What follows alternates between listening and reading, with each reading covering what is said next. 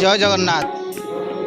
आज हूँ महाप्रभु श्री जगन्नाथंकर पवित्र सुनावेश बाहुड़ा यात्रार परदिन यही नवदिनात्मक यात्रार अंतिम पर्यायर महाप्रभुंकर सुनावेश नीति अनुष्ठित होउची।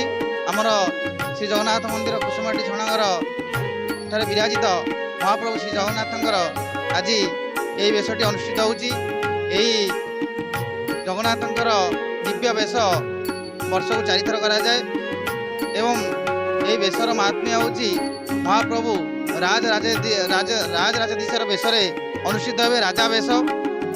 अतीतर इतिहास को आम यदि रोमंथन करवा जापर यार इतिहास कौन। पूर्वर महाराज आम कपिलेन्द्र देव समय यही वेश अनुष्ठित होता।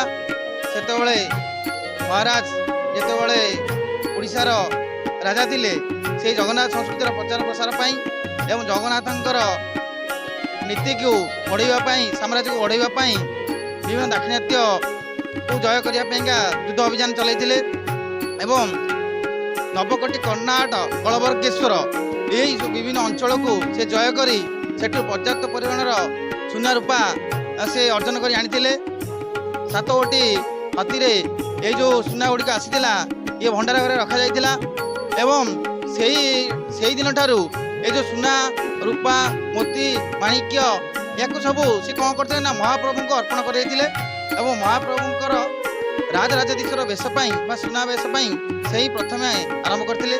कपिलेन्द्र देव पर चोड़ंग देव अनंग उदयदेव ये जितक सब राजा रहिले ता परवर्ती क्रम सुनावेश नीति अनुष्ठित है। महाप्रभुंकर किरीटी आड़कानी शंख चक्र गदा पद्म एवं अन्यान्य विभिन्न वेशभूषा परिपाटी होती महाप्रभु।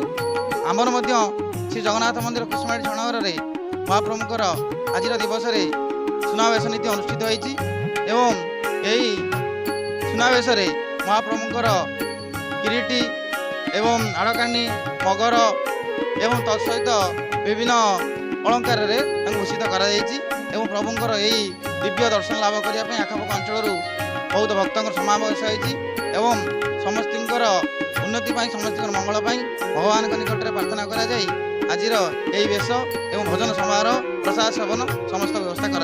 धन्यवाद। जय जगन्नाथ।